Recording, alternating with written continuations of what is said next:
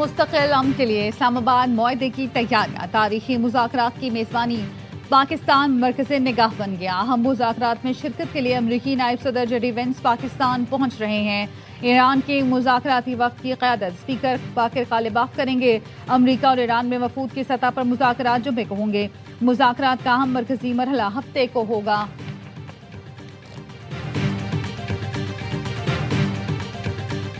وزیر اعظم شہباز شریف سے field marshal Syed Asim Munir کی ملاقات، خطے کی کشیدگی میں کمی پر اظہار اطمینان۔ وزیر اعظم اور فیلڈ مارشل نے فریقوں کے تحمل کو سراہا، امن اور جنگ بندی کو برقرار رکھنے پر زور دیا۔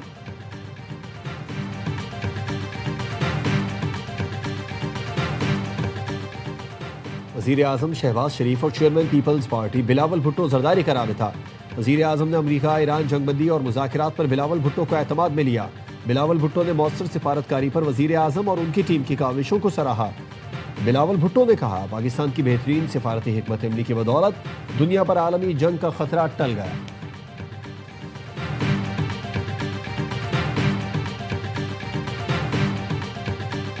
پاک چین بزنس ٹو بزنس تعلقات میں وسعت کے لیے ترجیحی بنیادوں پر کام کر رہے ہیں۔ حکومت پائیدار، شفاف اور سہولتوں پر مبنی سرمایہ کاری کے نظام پر یقین رکھتی ہے۔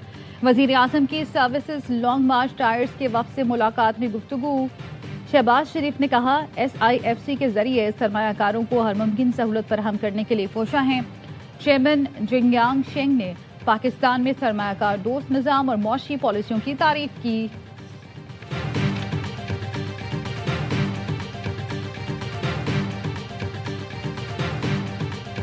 بین الاقوامی مارکیٹ میں خام تیل کی قیمتوں میں اضافہ۔ برنٹ خام تیل کی قیمت 2.54% اضافے سے $97.12 فی بیرل ہو گئی۔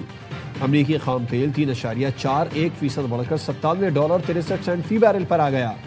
سونے کی قیمت میں کمی۔ بین الاقوامی مارکیٹ میں فی اونس سونا $95 کم ہو کر $4,727 کا ہو گیا۔ پاکستان میں سونا $9,500 سستا، 1 تولہ $4,94,662 کا ہو گیا۔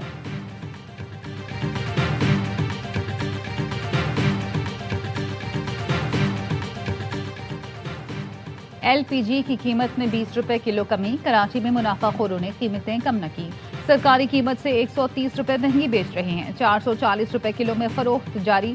کنوینر FPCCI کے مطابق بارڈر کھلنے کے بعد 7,000 ٹن LPG کی کھیپ پاکستان پہنچ چکی۔ سپلائی بہتر ہونے سے LPG کی قیمت میں فوری 20 روپے کمی کی۔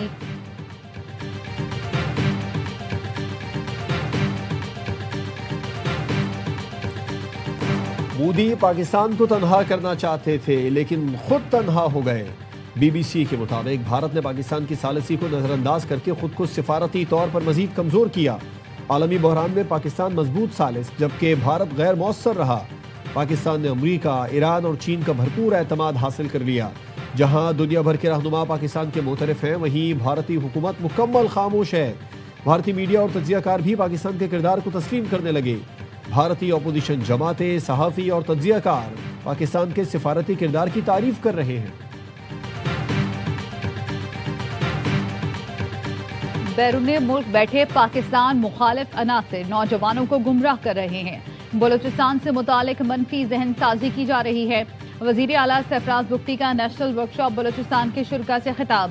کہا، بندوق کے زور پر کوئی نظریہ مسلط نہیں کیا جا سکتا۔ نوجوان پاکستان کی امید ہیں۔ سوشل میڈیا سمیت ہر محاذ پر ریاست کا دفاع کریں۔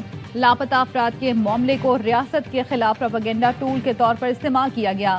مؤثر قانون سازی سے مسنگ پرسنز کا مسئلہ ہمیشہ کے لیے ختم کر دیا گیا۔ مقبوضہ بیت المقدس میں مقدس مقامات کھل گئے۔ اسرائیل کے اعلان کے بعد مسجد اقصی 40 دن بعد کھول دی گئی۔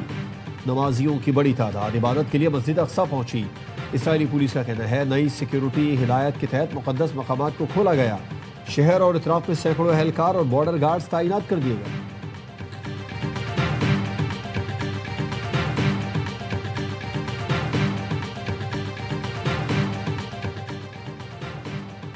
سندھ کے 3,31,000 کاشتکاروں کو ہاری کارڈ کے ذریعے فیول سبسڈی فراہم کر دی گئی۔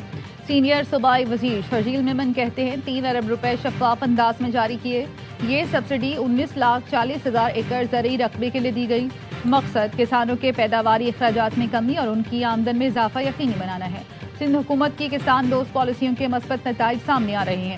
گندم کی پیداوار 3.5 ملین میٹرک ٹن سے بڑھ کر 4.8 ملین میٹرک ٹن تک پہنچ گئی ہے۔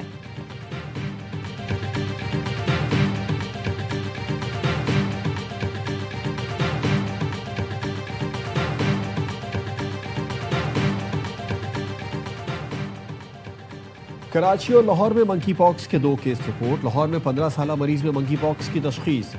رواں سال لاہور میں منکی پاکس کے مریضوں کی تعداد 26 ہو گئی۔ کراچی میں بفر زون کے رہائشی 22 سالہ نوجوان میں منکی پاکس کی تشخیص ہوئی۔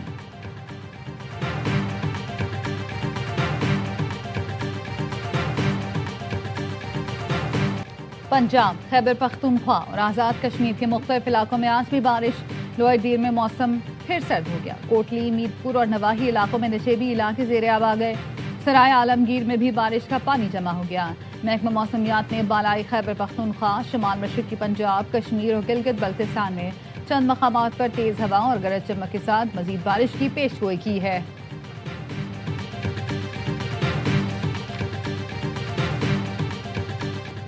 ریکارڈ ٹوٹل، ریکارڈ شراکت۔ پشاور زلمی نے کراچی کنگز کو جیت کے لیے 247 رنز کا ریکارڈ ہدف دے دیا۔ نیشنل اسٹیڈیم میں بابر 11 نے پہلے کھیل کر 3 وکٹ پر 246 رنز اسکور کیے۔ کوشل مینڈس کی سینچری، بابر اعظم 87 اور عبدالصمد جارحانہ 40 رنز بنا کر ناقابل شکست رہے۔ بابر اور مینڈس نے پی ایس ایل کی تاریخ کی سب سے بڑی 191 رنز کی شراکت کا ریکارڈ بھی بنایا۔ عباس آفریدی نے 2، خوشدل شاہ نے 1 وکٹ حاصل کی۔ ہدف کے تعاقب میں کراچی کنگز کی بیٹنگ جاری۔ میگا ایونٹ کے تمام میچز اے اسپورٹس پر براہ راست دکھائے جا رہے ہیں۔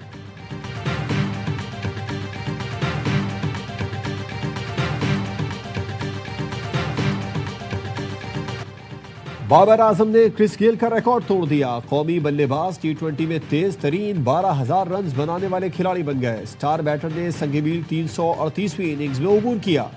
کرس گیل نے 12,000 رنز 345 اننگز میں مکمل کیے تھے۔ بابر 12,000 رنز بنانے والے دنیا کے 12ویں شعیب ملک کے بعد پاکستان کے دوسرے کھلاڑی ہیں۔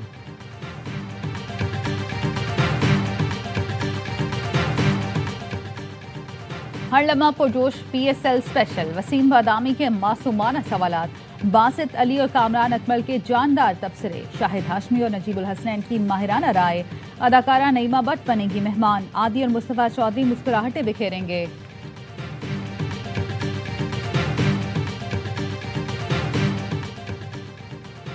پاکستان تائیکوانڈو فیڈریشن نے اندھیر نگری چوپٹ رات۔ سیکرٹری ناجیہ رسول نے اختیارات سے مبینہ تجاوز کر کے ورلڈ جونیئر چیمپئن شپ کے لیے خود کو ہی کوچ بنا لیا۔ چیمپئن شپ 12 سے 17 اپریل تک تاشقند میں شیڈول ہے۔ پاکستان کے 3 ایتھلیٹ سمیت 6 رکنی دستہ شرکت کرے گا۔ پاکستان اسپورٹس بورڈ نے NOC جاری کر دیا۔